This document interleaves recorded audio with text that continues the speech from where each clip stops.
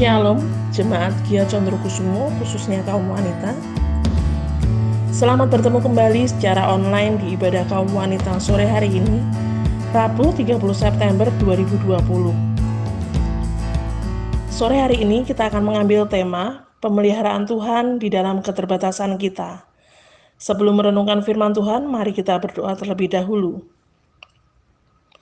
Bapa di dalam surga, mengucap syukur kalau sore hari ini kami masih dapat beribadah secara online untuk bersama-sama belajar akan kebenaran firman Tuhan.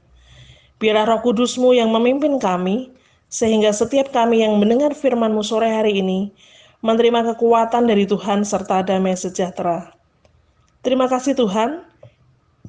Di dalam nama Tuhan Yesus kami berdoa dan mengucap syukur. Amin. Kisah yang akan kita dengar sore hari ini adalah salah satu dari sekian banyak cerita di dalam Alkitab yang menggambarkan cara Tuhan memelihara dengan luar biasa. Sebelumnya mari kita baca terlebih dahulu di 1 Raja-Raja 17 ayat yang pertama sampai dengan ayat yang ke-16. Lalu berkatalah Elia, orang Tisbe dari Tisbe Gilead kepada Ahab, "Demi Tuhan yang hidup, Allah Israel yang kulayani, sesungguhnya tidak akan ada embun atau hujan pada tahun-tahun ini, kecuali kalau kukatakan." Kemudian datanglah firman Tuhan kepadanya, "Pergilah dari sini, berjalanlah ke timur dan bersembunyilah di tepi sungai Kerit di sebelah timur sungai Yordan. Engkau dapat minum dari sungai itu dan burung-burung gagak telah kuperintahkan untuk memberi makan engkau di sana." Lalu ia pergi dan ia melakukan seperti firman Tuhan.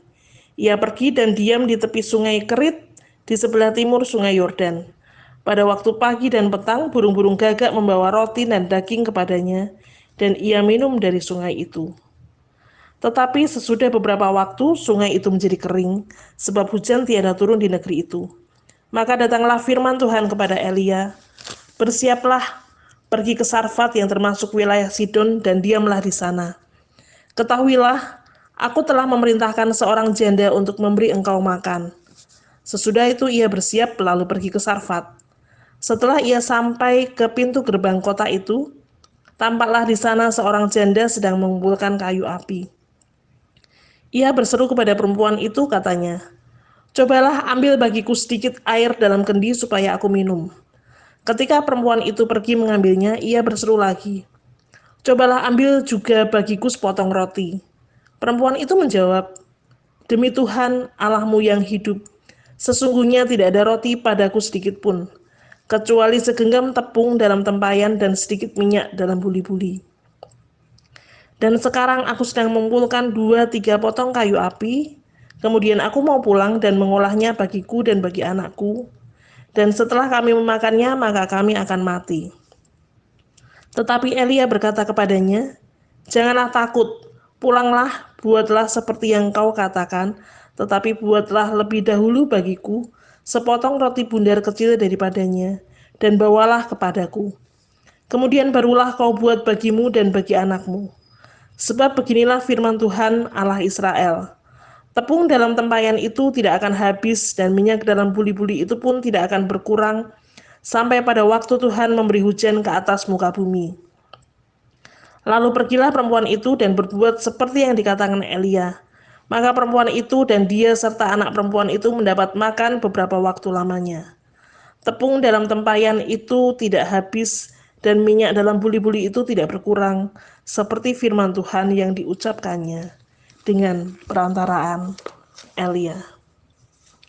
Dalam perikop ini dituliskan bahwa Tuhan menyuruh Elia pergi ke Sarfat karena Tuhan telah memerintahkan seorang janda di sana untuk memberi makan. Kalau Tuhan menyuruh seseorang memberi makan, tentu saja dalam bayangan kita, orang yang disuruh memberi makan itu memiliki persediaan makanan yang cukup. Tetapi kenyataannya jauh dari itu. Jangankan melimpah, sebab untuk dikatakan cukup saja tidak memadai. Janda itu hanya memiliki segenggam tepung dan sedikit minyak. Jadi bagaimana bisa ada cukup makanan dengan persediaan saja yang sangat-sangat terbatas.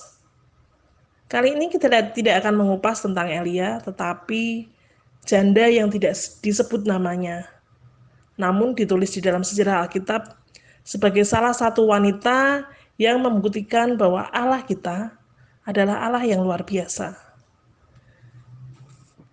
Di sini kita bisa melihat bahwa janda ini mengasihi sesama.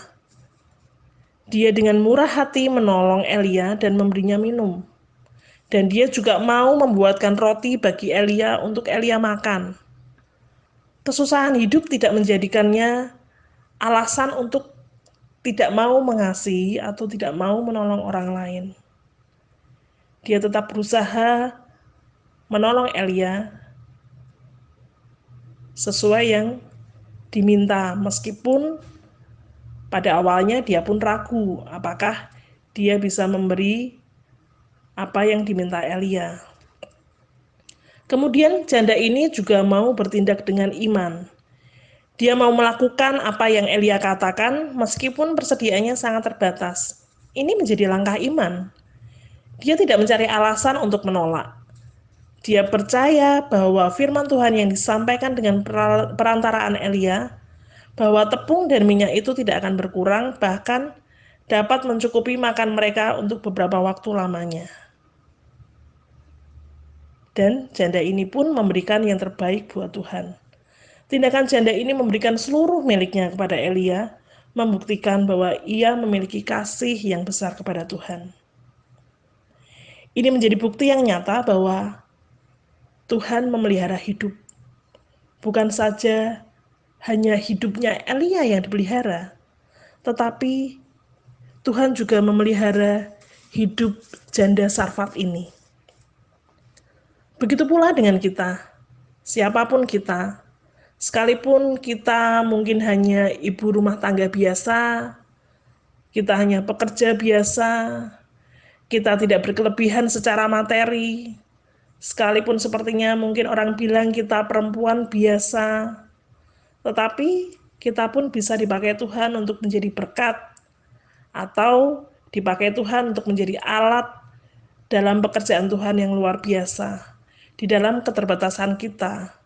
Karena barang siapa mengasihi dan mengutamakan Tuhan, tidak akan pernah ditinggalkannya.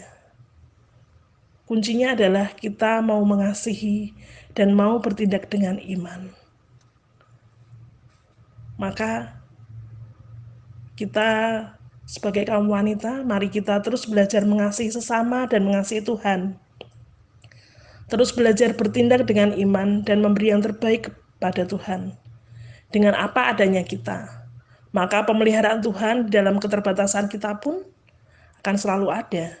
Pemeliharaan Tuhan akan selalu nyata. Meskipun kita hanya mengerjakan hal-hal yang kecil, hal-hal yang sederhana. Tetapi apa yang kita kerjakan itu ketika kita mau mengerjakan buat Tuhan, biarlah itu menjadi berkat untuk orang lain, berkat untuk sesama kita, berkat untuk sekitar kita, bahkan itu bisa mempermuliakan nama Tuhan. Tuhan Yesus memberkati. Mari kita berdoa. Bapa di dalam surga, kami mengucap syukur untuk firman Tuhan yang kami renungkan sore hari ini. Biarlah Roh Kudus-Mu yang memimpin kami untuk kami boleh belajar melakukan firman-Mu di dalam keterbatasan kami masing-masing. Kami percaya ketika kami terus belajar mengasihi, belajar beriman kepadamu, dan memberi yang terbaik untuk kemuliaan nama Tuhan. Engkau adalah Allah kami yang tidak terbatas. Engkau adalah Allah yang memelihara hidup kami. Terima kasih Tuhan, terpujilah namamu. Di dalam nama Tuhan Yesus Kristus, kami berdoa dan bersyukur. Haleluya. Amin. Tuhan Yesus memberkati.